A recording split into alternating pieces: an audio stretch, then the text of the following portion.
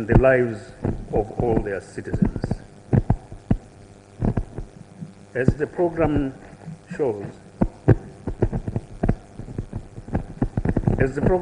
it has three subtitles, namely conservation, land management, and climate change.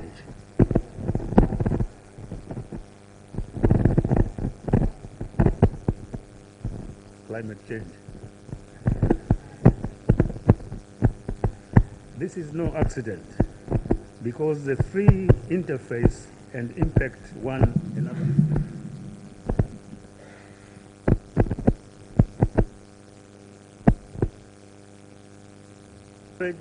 And protection of national parks, forests, and wetland reserves. It is perceived as the backbone of tourism, and in the face of a small domestic tourism, it is reckoned to cater to foreigners and to have little economic impact on ordinary national citizens. But this is a misperception. Absence of a conservation policy and accompanying programs can have a disastrous impact on the nation's ecosystems and weather prospects. Both can accrue from the nation's land use policy, thus affecting the sustainability of its land management system. To achieve vibrant economic growth, it is necessary to have sustainable land management in place. The United Nations defines sustainable land management as the use of land resources, including soils, water, animals, and plants, for the production of goods to meet changing human needs. It envisages the adoption of land use systems that, through appropriate management practices, enable land users to maximize the economic and social benefits from the land, while maintaining or enhancing the ecological support functions of the land resources. Sustainable land management involves a holistic approach to achieving productive and healthy ecosystems by integrating social, economic, physical, and biological needs and values, contributing to sustainable and rural development. The realization of such a land management paradigm calls for involvement and partnership of land users, technical experts, and policy makers in government and political parties.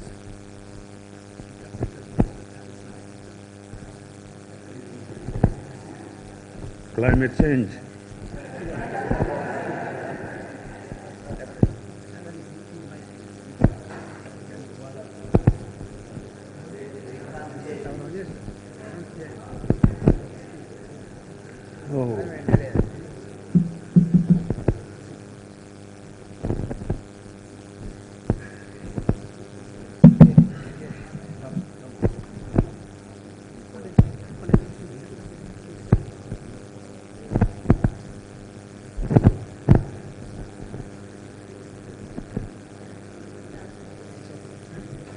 It's okay now? Oh.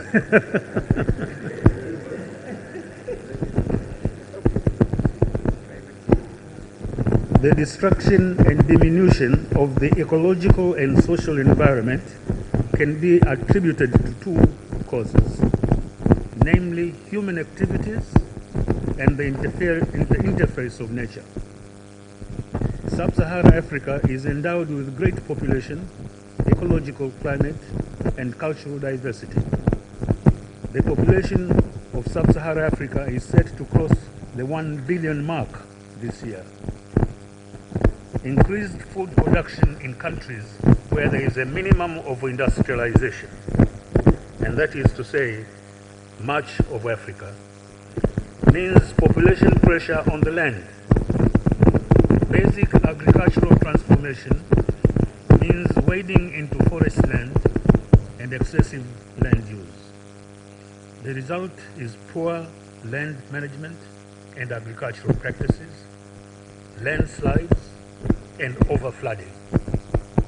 While we must put more hoes and tractors to the land, it is necessary to bear in mind that the land is finite, and so are land-related assets. Such human activities, especially those using and producing fossil fuels for industrial production, electricity generation, and motor cars, affect the weather. Gases produced by such activities are building up in the atmosphere, trapping too much of the sun's heat and raising the Earth's temperature, a process known as global warming. As the Earth heats up, it alters rainfall and other weather and climate conditions.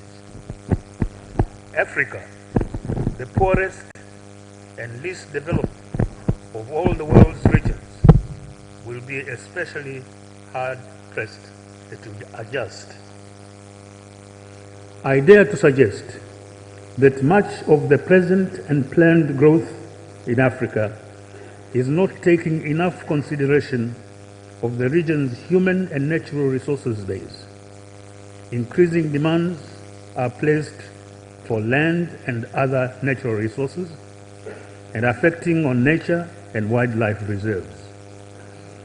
In this way, development is made to pit people and nature versus wildlife reserves in competition.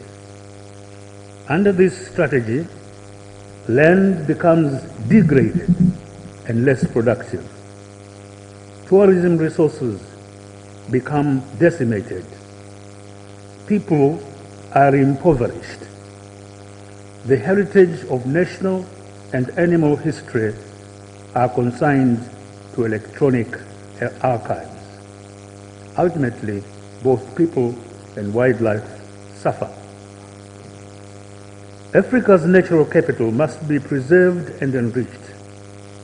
Poorly planned agricultural settlements, infrastructure development, and resource extraction must not drive the degradation of forests, rivers, and grasslands. For the resulting habitat loss and fragmentation threaten ecosystem goods and services upon which people and wildlife both depend. One sure way of slowing down deforestation is afforestation, planting new trees. There can be a serious and concerted program of planting new trees. A few months ago, volunteers started the Kilimanjaro Tree Project. They recalled that at Tanganyika's independence, a torch was lit at the top of Mount Kilimanjaro to light the way for the freedom fighters, of colonial Southern Africa and racist minority-ruled South Africa. There has been much tree felling around the mountain.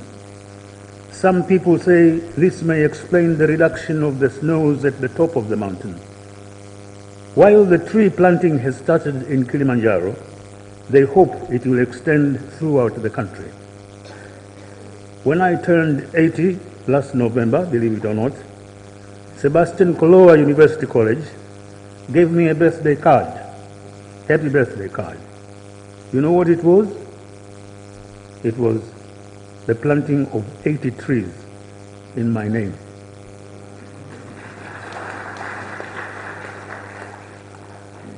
In September 2006, the UNFCCC Secretariat convened a conference on climate change adaptation attended by 33 African governments and a number of international agencies and civil society groups.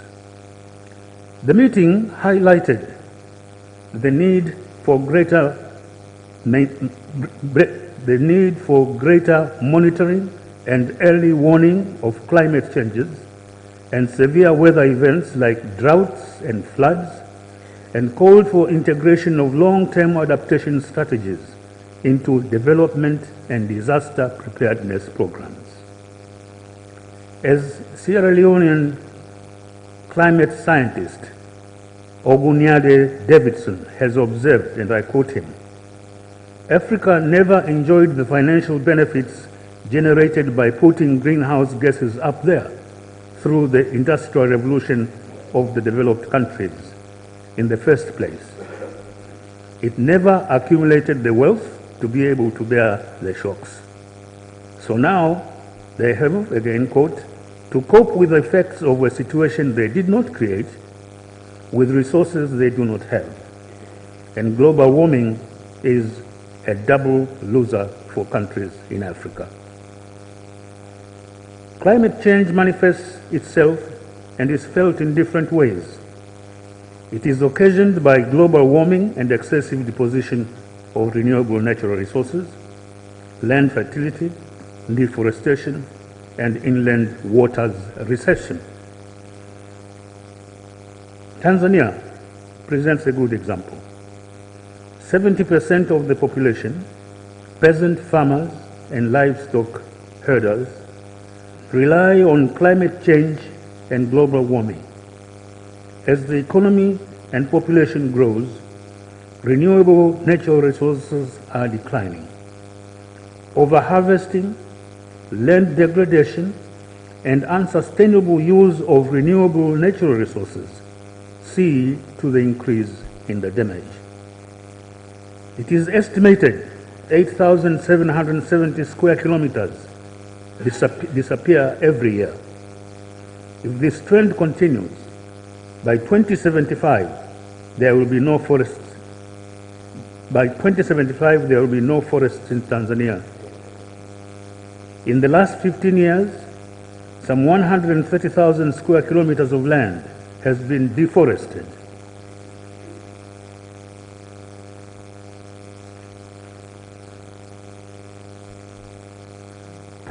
The possibility of tree planting is very real because the soils of the country are not yet badly degraded.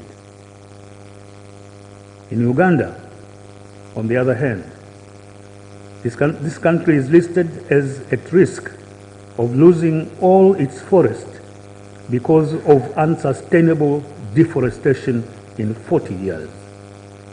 Forests and woodlands are estimated to cover about 15% of its land surface.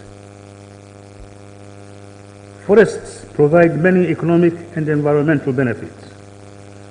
They prevent soil erosion and help maintain water resources.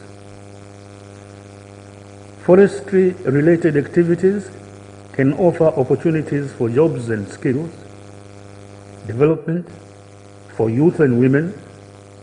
We can protect natural forests and plant new forests. If we do that, we can create jobs as answer to our growing population. Reforestation is possible. In Kenya, Wangari Maathai's Green Belt movement planted over 50 million trees around Nairobi in about 10 years. Ethiopia has since May this year planted 2.6 billion trees as part of a campaign to fight desertification. The target for Ethiopia is to plant 4 billion trees by the second half of this year, averaging of all 40 trees per each of Ethiopia's 100 million people. At the recently concluded 39th summit of the SADC, held here in Dar es Salaam 2 weeks ago, the outgoing chairman, President Hage Geingob of Namibia, pointed out the immense damage which was caused by weather changes in the region this year alone. And I quote him, "Climate change is real and our region can attest to this fact.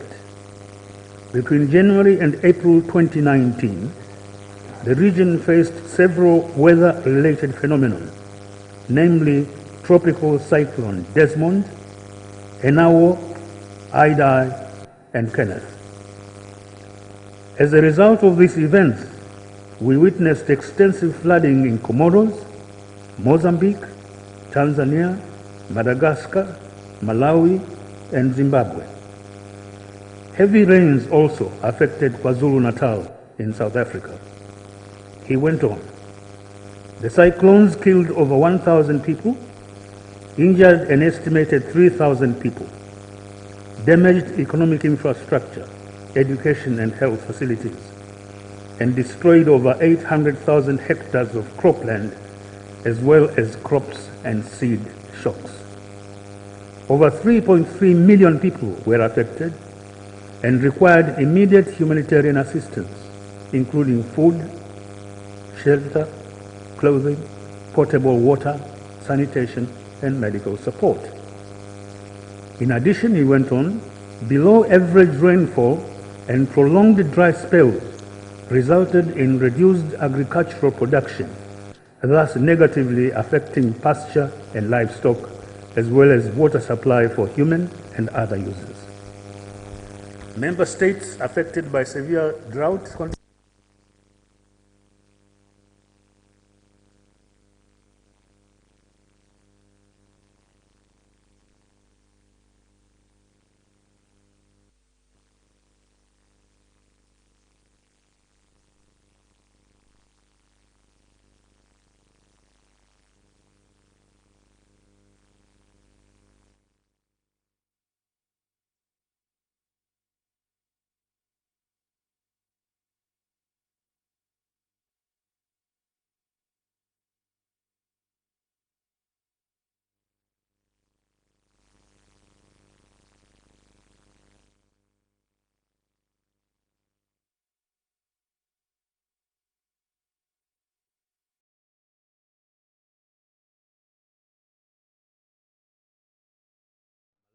and Zimbabwe for reconstruction and rebuilding following the tropical cyclone Idai.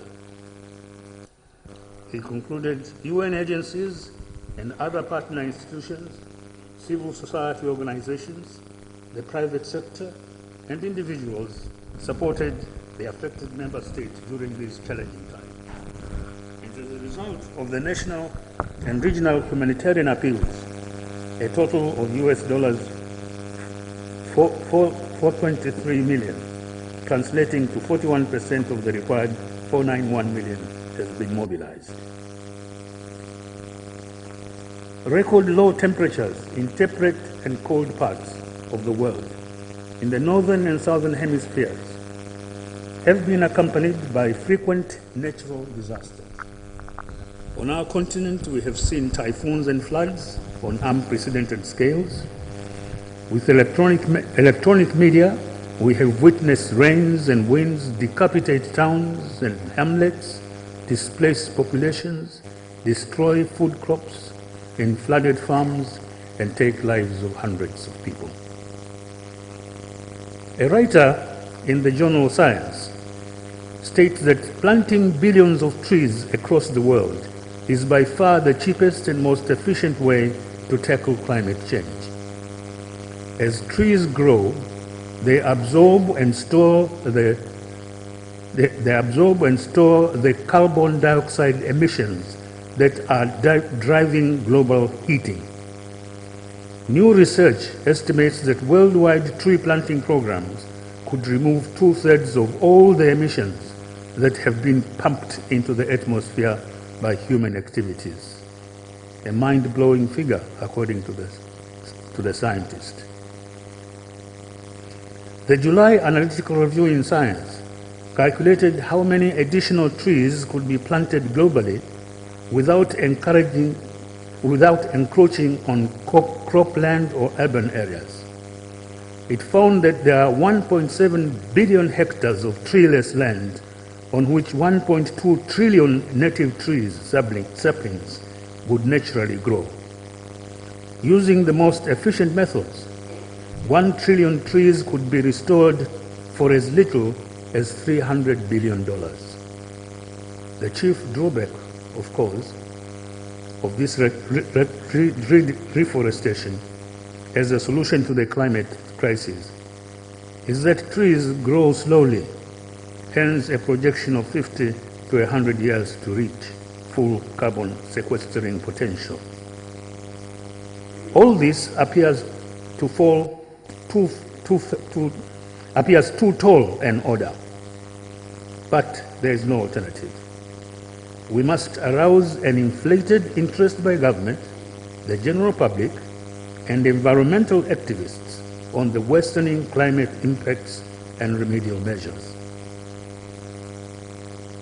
Biodiversity has a galvanizing effect on human health and well-being.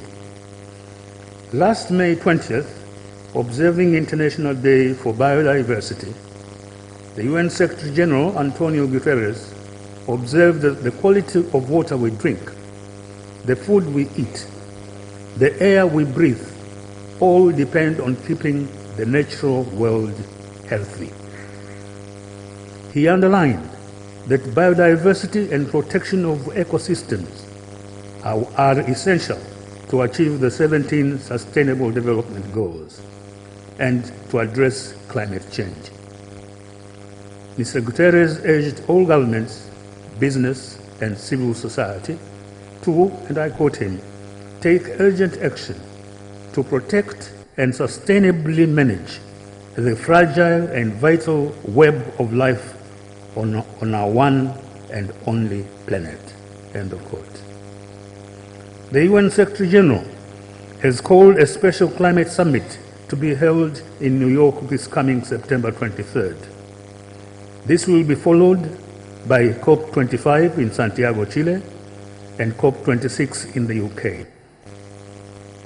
The UN Convention on the Laws of the Sea will meet to negotiate a new global ocean treaty next year. It may be possible to reach an agreement emphasizing sustainable farming and fishing on the one hand, and a limit to deforestation on the other. Africa must be represented at these gatherings. What am I advocating? I'm advocating the proclamation of renewal of our commitment to preserve national parks, nature reserves, and wildlands as a national and world heritage. They can contribute to national income and job creation. Encroachment should not be entertained or accommodated, but also flora and fauna are important factors to realizing national development operations. Communities must be incorporated in the programs for sustainable management of forests, and carbon credits therefrom should devolve to their benefit. The UN program for deforestation and forest degradation should devolve incentives to them for adaptation to land use in financial terms. Government and communities must collaborate always in the introduction of climate-sensitive agriculture and sustainable energy solutions. Communities must be sensitized and empowered to secure their water resources. Water user associations must be encouraged, so also must be rainwater harvesting. The population must be conscientized to the reality that development is not someone else's concern. That is the meaning of self-reliance and self-development. African countries should put in place, by policy and practice, a land use policy.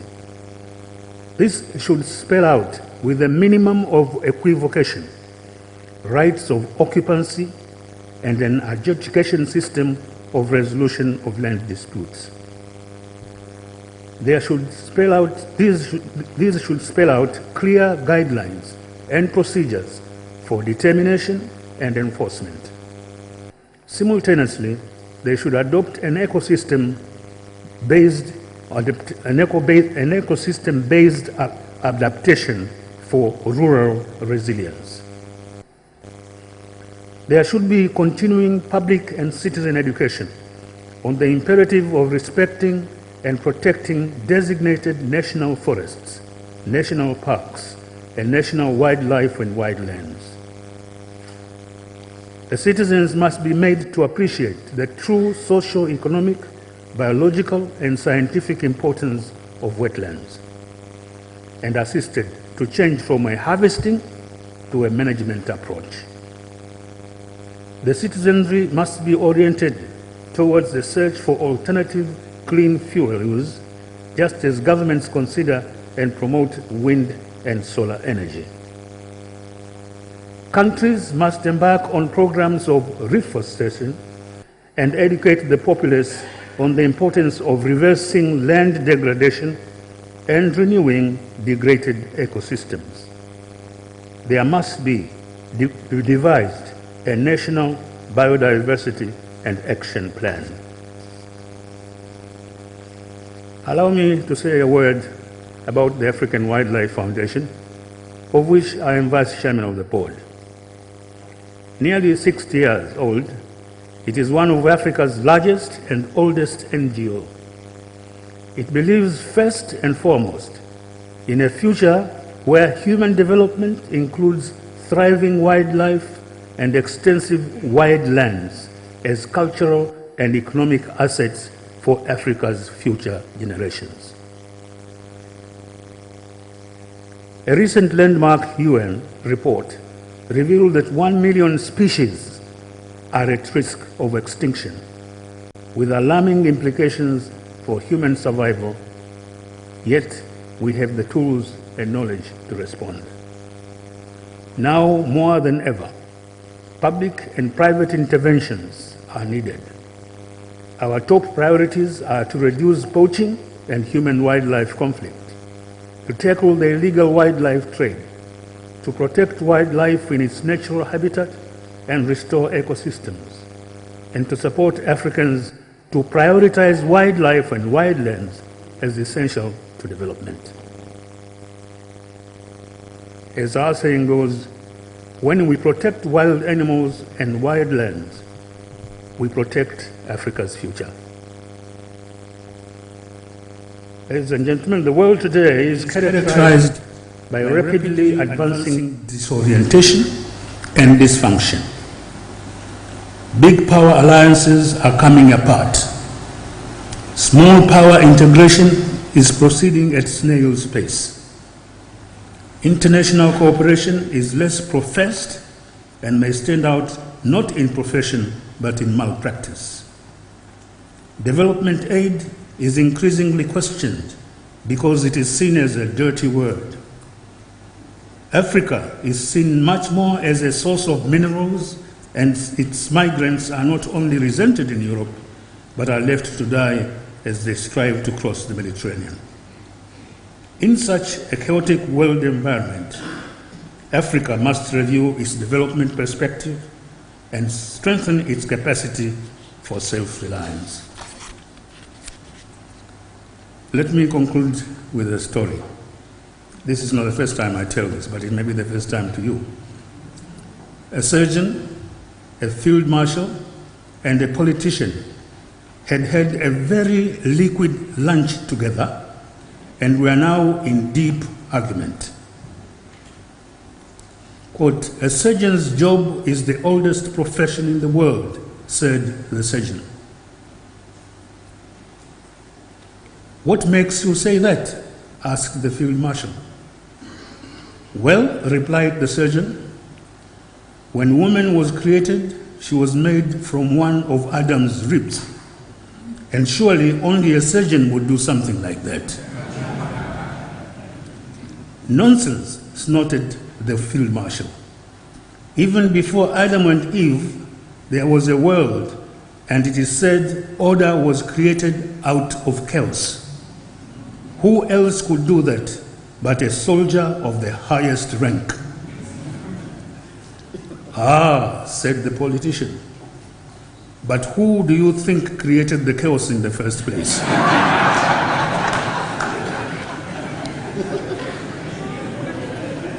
It is to Africa's politicians that we must look for the sorting of our land degradation and climate change chaos.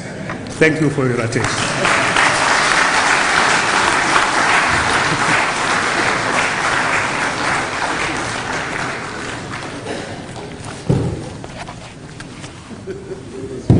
Mambo makubwa amezungumzia kuhusiana na Thank you, Your Excellency, for an excellent speech. And if I may apologize for the hitch with the sound.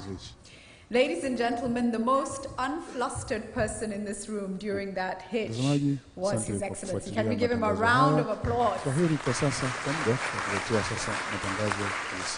And you know, it struck me as we started off that we have with us a Vice President, we have former heads of state, we have great corporate minds and people from the development world. But if the sound as we go into our discussions that everybody matters and we all need to ask ourselves, what role do we play? Again, a warm welcome, a warm thank you, please, for His Excellency Benjamin Mkapa. I would like to ask, please, Vice President Samia Suluhu Hassan, please, would you take a seat right at the front for us? Also, His Excellency Jakaya Kikwete and His Excellency Mohammed, if you would please come and take the seats right at the front as we prepare to start the first panel session. Asanteni. Thank you.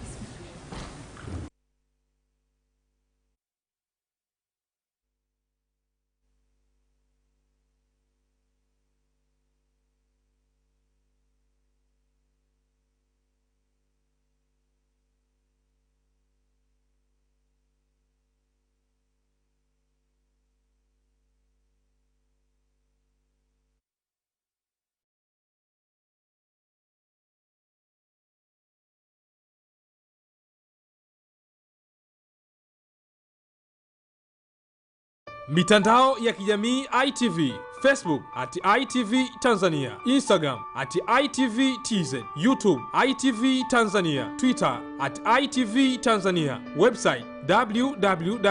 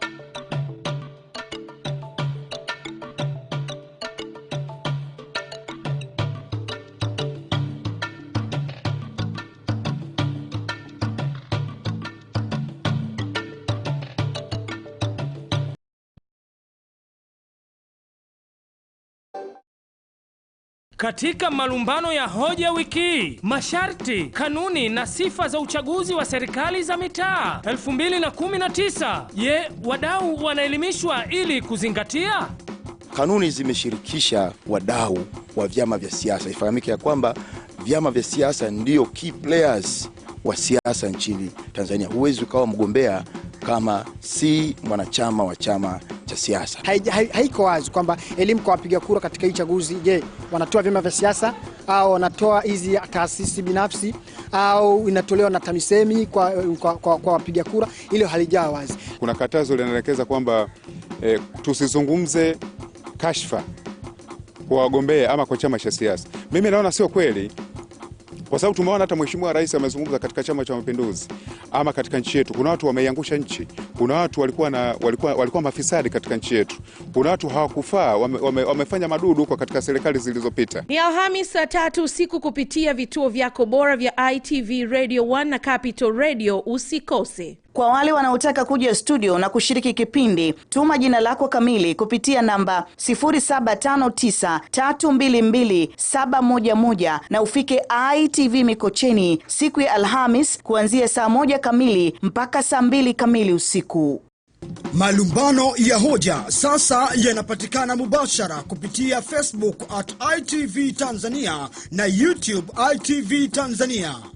Marudio ya kipindi hiki utayapata Ijumaa saa 4 kamili usiku katika kituo chako cha Capital TV. ITV Daima, Super Brand Afrika Mashariki.